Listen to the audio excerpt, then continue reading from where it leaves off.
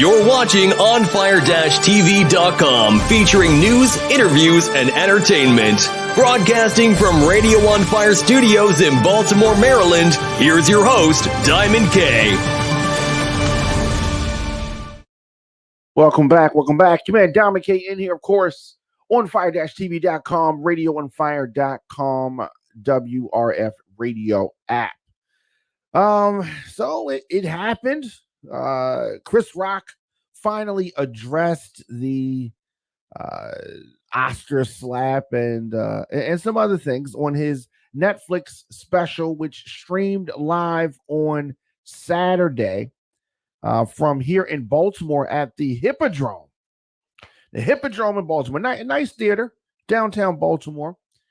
I don't think that many people were expecting some of the things that we saw. There were some surprises. Some people just say that comedians, right? They just shoot down all comedians, right? I've heard people say that Kevin Hart's not funny, Dave Chappelle's not funny, Chris Rock's not funny, but everyone tuned in for laughs. And Netflix rolled it out, did something. It seemed like a coronation, like he was the GOAT, the way that Netflix rolled it out. And I think that makes sense considering what they have invested.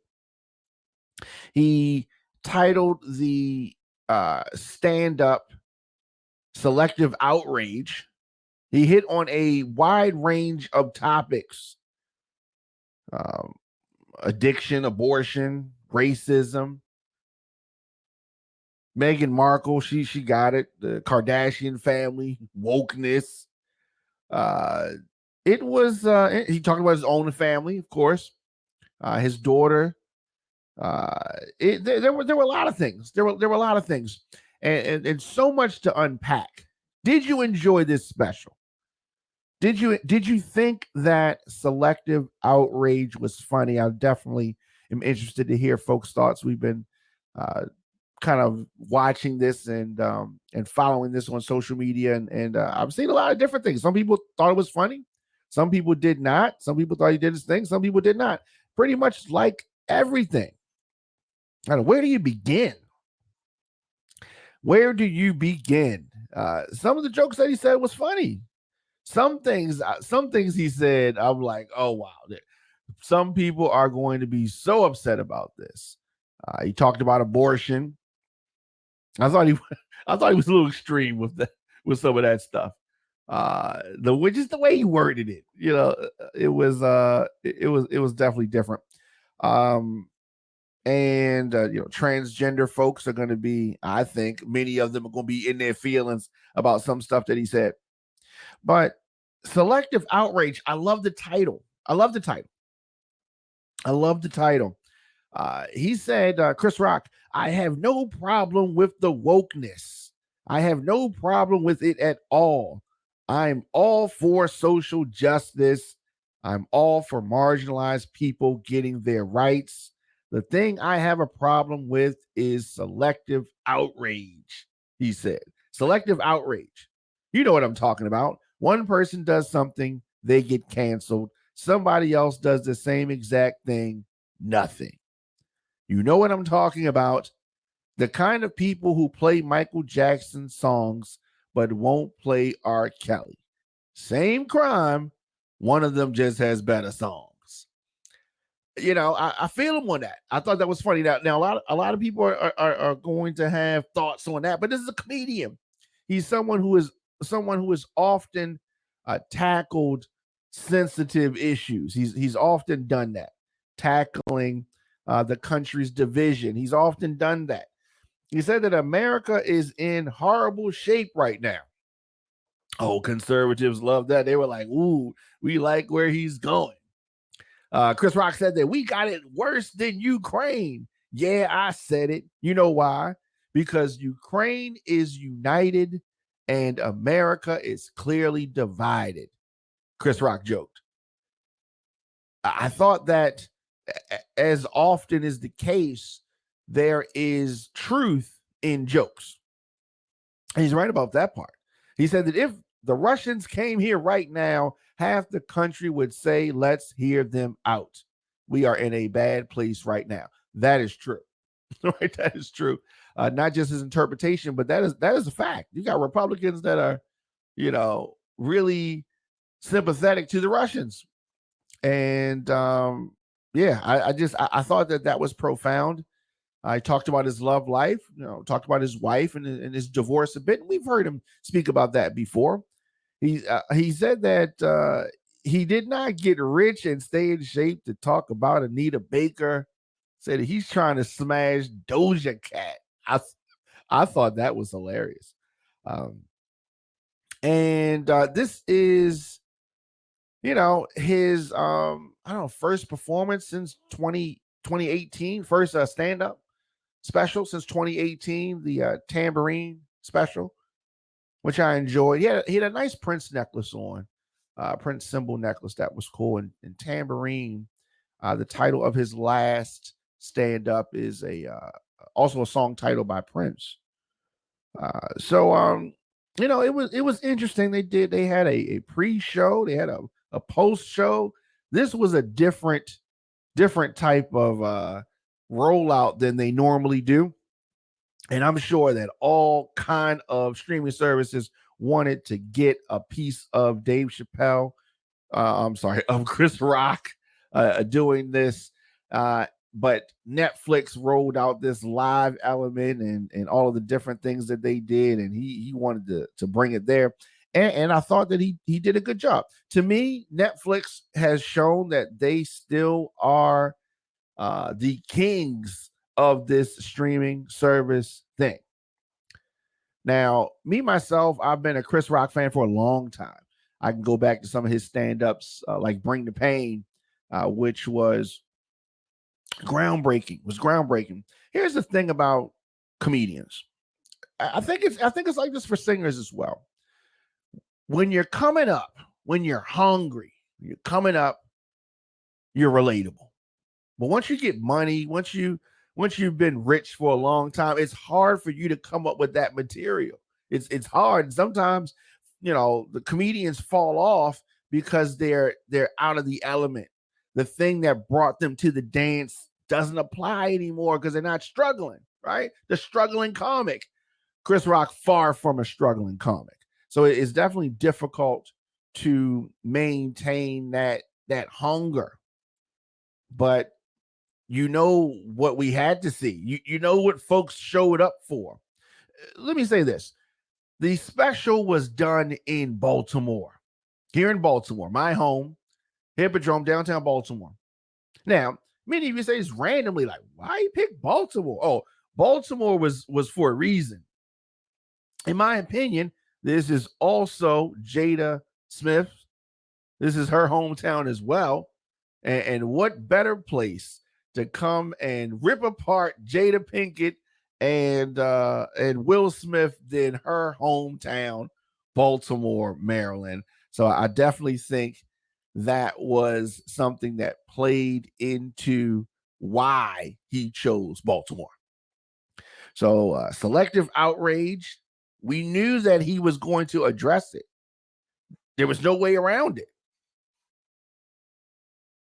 No way around him speaking on. This is why many people showed up, because they wanted to hear what Chris Rock was going to say about the infamous slap on the Oscar stage.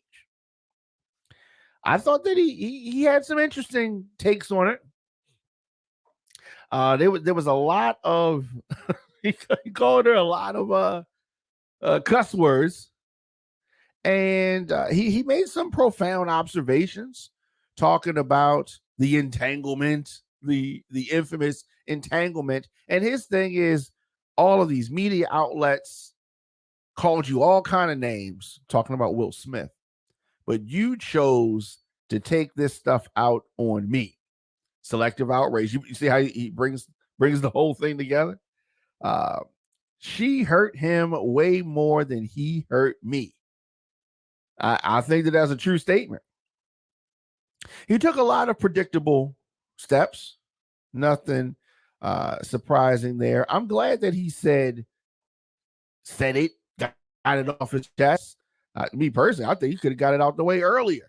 But he said the last 10 minutes or so for Will Smith. And I don't think that Will Smith is going to react to this. If Will Smith reacts to this, he was not being authentic in some of his apologies at all. Let's do this. Take a quick break. Come back with more of the show. You're watching the Diamond K Show here on Fire-TV.com, radioonfire.com, the WRF radio app. I'll be back with more of the show after this.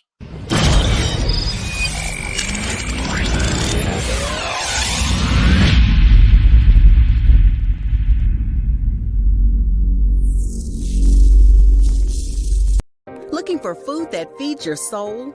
Hoodfellas Bistro and Catering is your local African-American-owned restaurant offering American cuisine. Located across from the courthouse, we offer daily jury specials to reward civic duty. Enjoy our full-service restaurant and fully stocked bar. Dine in, pick up, delivery, and catering. Our themed happy hours feature live music, handcrafted drinks, and weekly specials. Book your private event at hoodfellowsbistrocatering.com. So Chris Rock is 58 years old, and he talked about taking that slap like Pacquiao, and he was okay, he wasn't hurt. And, you know, overall, I think that the special, if you take out the Will Smith stuff, this would have been an average Chris Rock special for where he is right now. I mean, he's not the young, hungry lion comedian that he once was, but he is a superstar. He's established. I think that he's funny. He's going to walk that line of offending people. And I think that all in all, he did his thing. Now, there are going to be some folks that don't like the way that he called Jada the B word so much. But you know, I think that, you know, considering what he went through, you know, I just, all bets are off. You know, he called Will Smith Suge Smith. And, he said, it still hurts. I got summertime ringing in my ears. Now, of course, Smith has apologized and repeatedly spoken about the incident since last year. Chris Rock has avoided all of the usual platforms where celebrities go to air out their feelings. He never sat down with Oprah, turned away many media outlets that would have loved to have an in-depth interview with him. He did not. Said he's not a victim, said you won't see me on Oprah or Gayle crying. You will never see it. It's not going to happen. But he did use his encounter with Will Smith to shape, you know, this second stand-up special for Netflix. And some of the best material on the special really highlighted their physical differences. He said that we're not the same size. This guy does movies with his shirt off, Chris Rock said. He said, you will never see me do a movie with my shirt off. If I'm getting open heart surgery in the movie, I got on a sweater. He said, he played Muhammad Ali. I played Pookie in New Jack City. I mean, that part of it was funny. I thought that part was funny. Now, there were parts, just like any stand-up, there were parts that weren't that funny. But it is hard to get on stage and tell jokes in front of a live audience. It's hard to do that. He showed his, season and his experience. He messed up at one point, referring to why Jada and him, I guess, got to this point of difficulty when Will Smith did not get nominated for concussion. You remember, she made a whole big stink about that when it happened a few years ago. And Chris Rock was hosting the Oscars that year. And Jada tried to organize this boycott, and some of their friends did not go because Jada was mad. Will were mad because he did this movie Concussion and it did not get nominated. and they wanted Chris Rock to boycott, not go. And they tried to turn this into a black-white thing. And Chris Rock, of course, still hosted.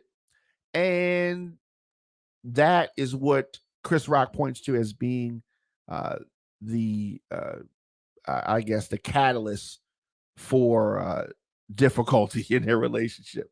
But Chris Rock ultimately suggesting that he was caught in the crossfire of Smith's relationship with his wife. And it was a joke that Rock told about Jada Smith that prompted Smith to stride on stage and smack him. But, you know, I guess I don't think we're going to ever know fully what made him do it. I don't think that Will Smith has really been honest about it and forthright with regards to it. And at this point, all this time, I'm over it.